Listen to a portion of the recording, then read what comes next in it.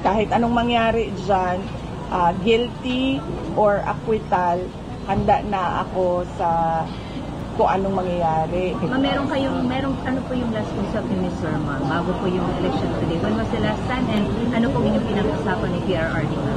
Nagkausap kami noong araw na pumunta ako sa Batangas. Tumawag si President Duterte. Nagtanong siya kung kamusta yung takbo ng kampanya. Nagtanong siya kung anong chances nung 10 senators. And binigyan ko siya ng realistic na numbers. And then sinabi niya, well, kung yan yung realistic, sabi niya, iiwan na lang natin sa Diyos yung miracles. At sinabi niya, since tapos na yung kampanya at eleksyon, kung pwede ko ba daw tutukan yung kaso naman niya, na sinabi ko naman sa kanya na gagawin ko yon. Meron lang kaming mga projects na kailangan gawin sa Office of the Vice President kasi meron kasi kaming project, yung pagbabago program, which should roll at the end of school year. So dapat kasi walang pasok ang mga bata noon kapag nagro-roll out kami ng project na yun. Ito yung time na yun. So sasabay ko lang yung dalawa, yung pag-aasikaso sa kaso niya and yung project namin sa OVP na pagbabago campaign. You mentioned na binigyan niyo si dating Pangulong Duterte ng realistic number na pwedeng manalo ng mga senators na support na allied with you. At ano po yung number na binigay niyo? Hindi ko na lang i-share sa inyo. Baka kasi sabihin nyo, masyado naman ako overconfident. Pero binigyan ko siya ng number na more than 2. More than 2? Yes. And you base that number on? I base that number on mga surveys na nakikita ko. Both surveys na pinapagawa sa national and pinapagawa ng mga local candidates. Happy ka man, ma'am, doon sa number na feeling nyo makukuha nyo? Are you confident that that's enough to push for the issues ni dating Pangulong Duterte and your issues as well in the Senate? Well, hindi ko naman siya tiningnan na gano'n eh. Hindi ko naman siya tiningnan na nangampanya ako para sa mga issues ko or sa issues ni dating Pangulong Duterte. Dahil ang issue ko lang naman ay ang impeachment. So sinasabi ko na nga na yung impeachment naman, kahit anong mangyari dyan, guilty or acquittal, handa na ako sa kung anong mangyayari. Tiningnan ko siya as one group of individuals, hopefully soon to be senators, who can continue to push for yung sinasabi nating tunay na pagbabago na nasimulan ni Pangulong Duterte. Na yun din yung platform noong 2022 but apparently hindi natin nakikita ngayon. So we want to push for that. Unity and continuity. Maayo ko to, si Kitty nakitaan ng potential na baka papasok na sa public service o Alam nyo, may time pa ba kayo? Pwede pa ba? Hapon. Marami ka din tayo dito. Ako wala actually. Pero iniimbitahan ko kayo kasi yung isang barangay captain nag-imbita ng breakfast doon sa Golden Lechon, ila Cap Almirante. Yeah. Kami lahat dito. Almirante, ha? Kami lahat. Kaya yung Chavez, captain, Chavez. may-ari ng lechonan yun, so kaya niya yan. Chavez. Sa Chavez. Yeah. Una kong nakita yung potential ni Kitty doon sa The Hague. Kasi nung sabay kami na lumabas, galing sa detention center, ay sinabi ko sa kanya, sumama ka sa akin.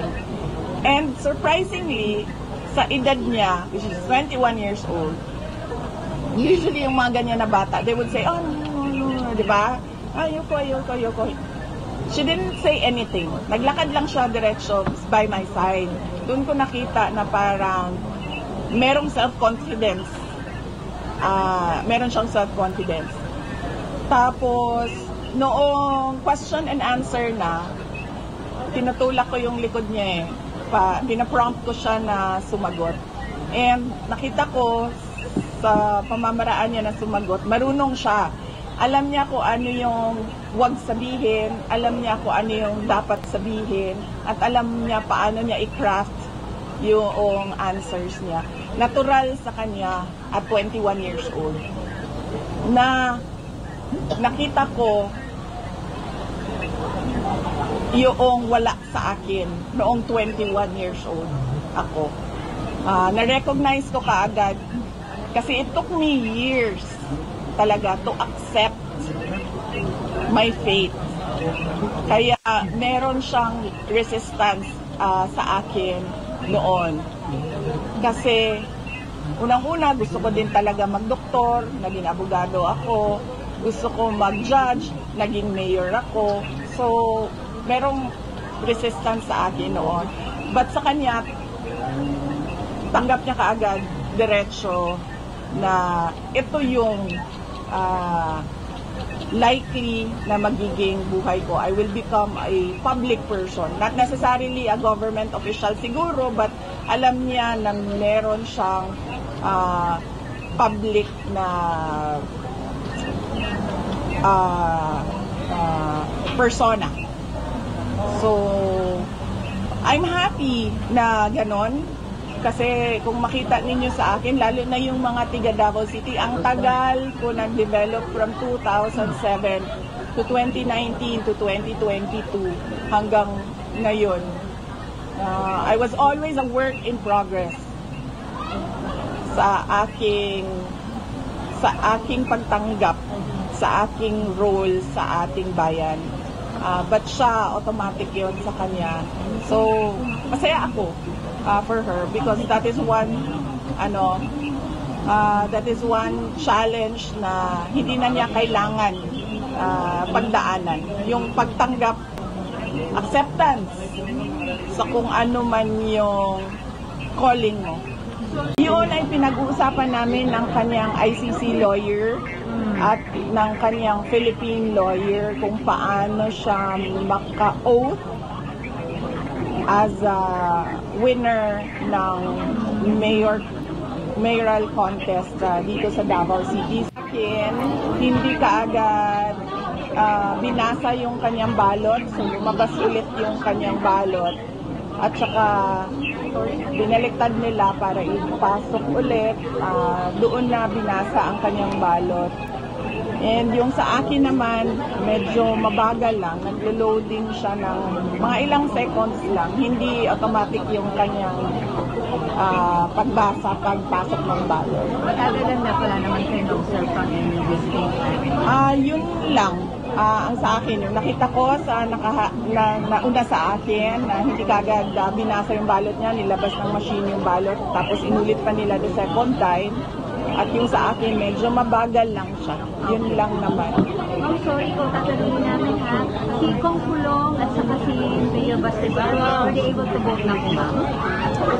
Oo, hindi ko alam kung nakaboto na sila kasi hindi ko alam kung saan ang school na voting precinct ni Mayor Baste. Pero si Congressman Pulong Duterte, ang kanyang voting precinct ay sa Catalunan Grande. Okay. Ma'am, as a lawyer, paano po ito? Should Pierre or going again as mayor?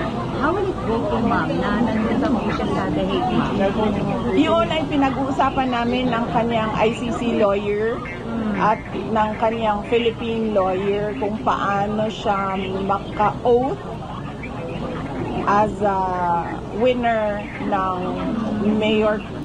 mayoral contest dito sa Davao City. So pinag-uusapan namin yun actually ng isang araw. Merong 3 options paano siya maka-oath para siya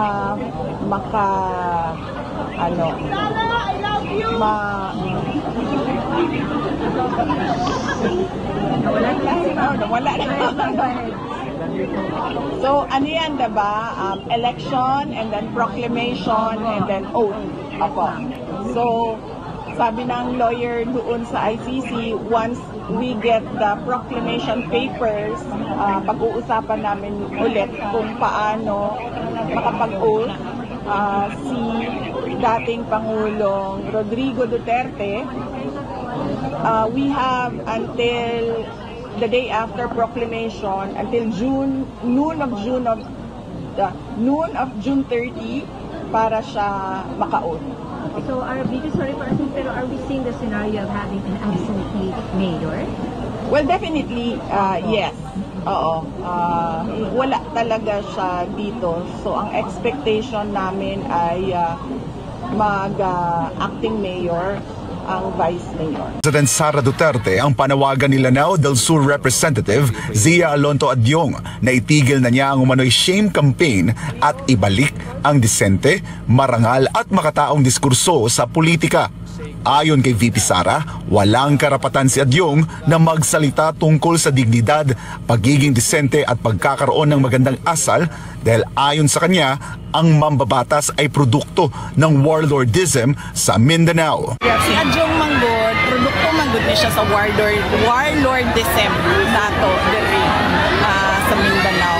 So I don't think he is the proper person to talk about decency, dignity, and civility. Kay ang iyahang pagdaog din sa Lanao tungod na sa grip sa ilahang dynasty. Ang tinutukoy ni VP Sara na warlordism ay isang sistemang pamumuno kung saan hawak ng ilang makapangyarihang angkan ang kontrol sa politika gamit ang impluwensya, armas at dominasyon sa seguridad sa lokal na pamahalaan.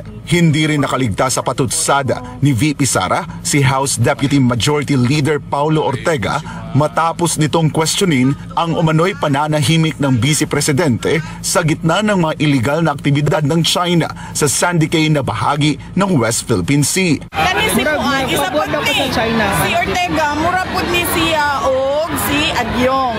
Produkto sa warlord. Si Ortega, maupo na siya si Adyong. Produkto sa warlordism dinhi sa ato ang nasod. So, angay niya nga mo-adapt po deafening silence. Kaya wa siya katungod mo abli sa iyang Sinagot din ng bise ang sinabi ni Ortega na tila mas aktibo daw siya sa pagbatiko sa mga kaalyado ng administrasyon kaysa sa pagtindig laban sa mga kilos ng China sa loob ng teritoryo ng Pilipinas. Iginit ng pangalawang Pangulo na malinaw naman ang kanyang paninindigan. So, hindi pa obvious nga na ako diri sa Pilipinas nagapangampanya para sa mga kandidato para sa ato ang nasod. So, of course, I am pro-Philippines and nothing else. Binigyang diin pa ni VP Sara na hindi dapat ibaling ang issue sa China dahil mas mahalagang pag-usapan ang mga napapako umanong pangako ng ilang kandidato, partikular na ang 20 pesos na kada kilo ng bigas. Of course, kung nga natakihon man ako ang China sa ato ang kampanya diri sa Pilipinas. Nga ang problema nato diri ang kawalan ng pagtutupad ng mga pangako sama na sa 20 ang bugas. Don't change the topic, boy. The topic is promises made and broken again and again. Muling iginiit ni Hanilet Avancenia at Veronica Kitty Duterte ang panawagan ni dating Pangulong Rodrigo Duterte na ipanalo ang buong Duterten slate sa isang campaign rally sa The Tent in Alabang. Buong puso nilang ipinabot ang mensahe ng dating Pangulo sa mga taga-suporta na higit pa sa simpleng boto ang kailangan, kundi isang matatag na paninindigan para sa buong slate. Sa isang exclusive interview ng SMNI, ipinaabot ni Hanilet ang saloobin ng dating Pangulo sa ilang botanteng nagsasabi na sila'y maka-Duterte pero hindi naman boboto ng straight para sa PDP laban. Dito, muli niyang binigyang diin ang mahigpit na bilin ni dating Pangulong Duterte. Sabi nga niya, di ba, kalimutan na lang daw din niya siya pag kinalimutan yung Duterte. Binanggit din ni Hanilet na ilang taon nang iniluluklok sa pwesto ang ilang politiko pero nananatiling tikom ang bibig pagdating sa mga mali at iligal na gawain ng kasalukuyang administrasyon. Ngayon, anong ginawa sa atin? Hindi mo malapitan, hindi nagsasalita lang tungkol sa mali. Wala, tahimik lang. Gusto nyo ng ganyan? Na hindi tayo kaya ipaglaban. Tinatapak-tapakan na tayo. ninakawan, niyurakan, lahat. Violated ang human rights natin. Wala silang sinasabi, gusto nyo, diyan pa rin kayo. Ibinahagi rin ni Hanlet ang kanyang personal na karanasan noong 2022 elections kung saan napilitan siyang iboto si Pangulong Ferdinand Marcos Jr. Sa kabila ng kanyang desisyon, inamin niyang nasaktan siya at hindi na nais maranasan pang muli ang ganitong sitwasyon. Kaya't buo ang kanyang paninindigan ngayon, vote straight for Duterte. Iboto mo na lang kasi si Inday, kasama ni Inday. Napilitan ako ilagay. Pero tingnan mo ngayon, nasaktan ako. Anong gusto mo? Dito ka na lang. Kaysa bumoto ka na, masaktan ka ulit. Mas masakit ito kaysa sa ma-broken hearted ka sa boyfriend mo. Matatandaan na iligal na ineresto si dating Pangulong Duterte at ikinulong sa The Hague, Netherlands batay sa warrant ng International Criminal Court. Para kay Vice President Sara Duterte, si Marcos Jr. mismo ang dapat na managot sa isyu ng pagkidnap sa dating Pangulo. Ayon kay VP Sara, imposibleng maisagawa ang operasyon ng rendition o pagdakip at paglipat ng isang Pilipino sa ibang bansa kung walang pahintulot o basbas mula kay Marcos Jr. Samantala, ayon kay Hanlet, nasa maayos na kalagayan ang dating Pangulo at patuloy pa rin ang paggabay niya sa kanilang anak na si Kitty. Okay naman siya. Siya pa nga nag-a-advise lalo na sa anak ko Maano pa rin siya. He's telling me to be strong. May mensahe naman si Kitty Duterte sa mga kapwa niya kabataang Pilipino na boboto ngayong Mayo 12. So sa mga kabataan, kagaya ko, exercise your right to vote and vote wisely. Vote people with a good heart who will serve our country. Para sa Diyos at sa Pilipinas kumahal, ako si Jason Drubrico, SM9 News. Samantala, oras po sa buong Pilipinas, 8:33 na po na umaga. Break lang tayo, magbabalik po ang pulso ng bayan.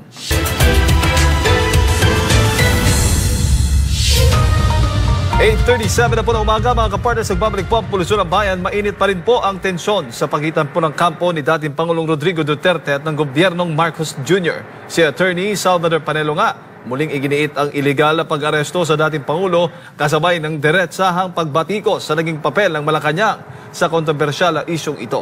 Narito ang balita ni Prince Tripoli.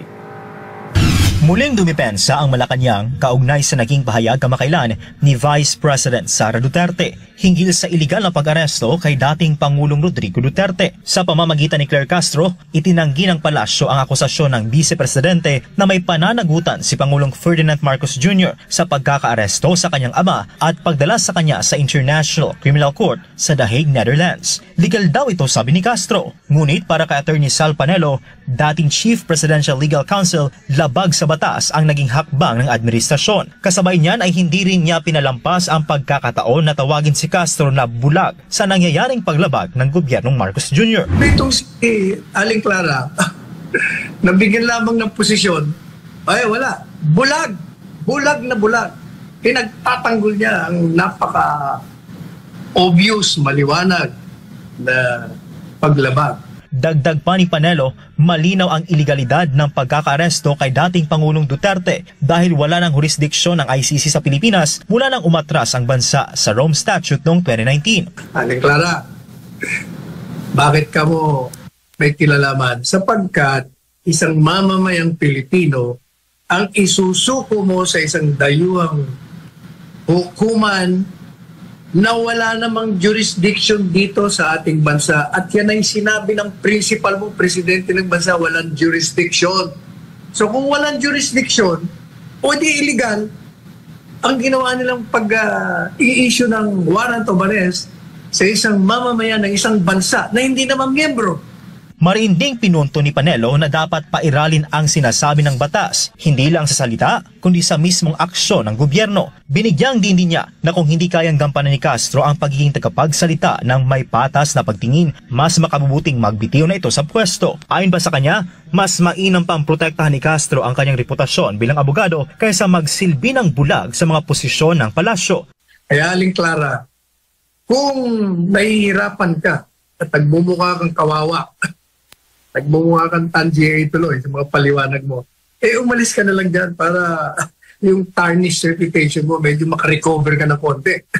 Sayang, abogado ka pa naman. Na lang gawin mo. Buti pa, magbitiw ka na lang. Ayon pa kay Panelo, Ang integridad ng isang abogado ay hindi dapat isinasakripisyo para lamang maprotektahan ang isang administrasyon. Anya, ang dignidad ng propesyon ay higit pa sa pansamantalang kapangyarihan. At yung mga pinag-aralan mo sa College of Law, huwag mong kalilimutan kahit saan ka makarating, sapagkat ang integridad ng isang abogado ay umayakap sa kanya at dinadala siya kahit sa panig ng mundo siya pumunta.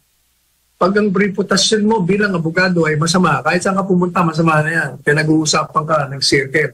Ako si Prince Tripley, ang inyong citizen correspondent para sa Diyos at sa Pilipinas nating mahal.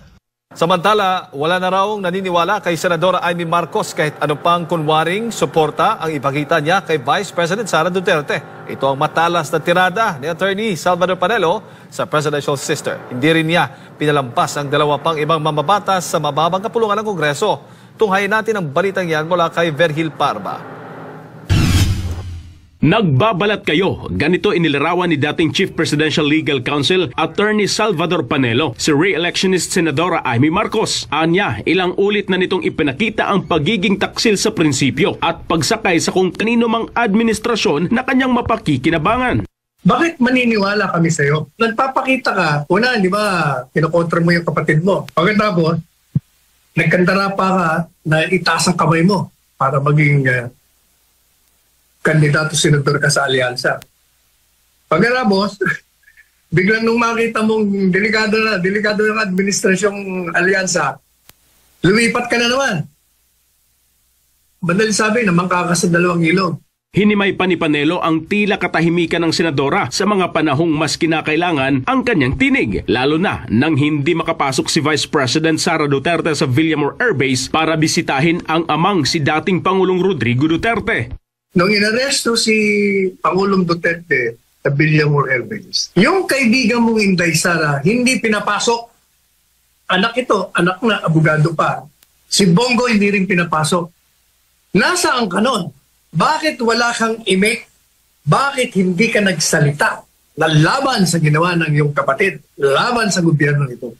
Tumahimik ka. Nung makita mong bumabagsak ang rating mo, ayun, bigla ka nang lunsad ng Senate investigation. Wala namang kailangan tuklasin kasi alam na nating lahat. Hindi rin pinalampas ni Panelo ang tanong na matagal nang lumulutang. May katotohanan nga ba ang isyong kinakaharap ng kanyang kapatid na si Pangulong Ferdinand Bongbong Marcos Jr. patungkol sa umano'y paggamit ng iligal na droga? Lumaki kayong pareho, pagkasama kayo. Kaya ikaw lang ang nakakaalam kung talagang drug addicted yung kapatid mo. Ibig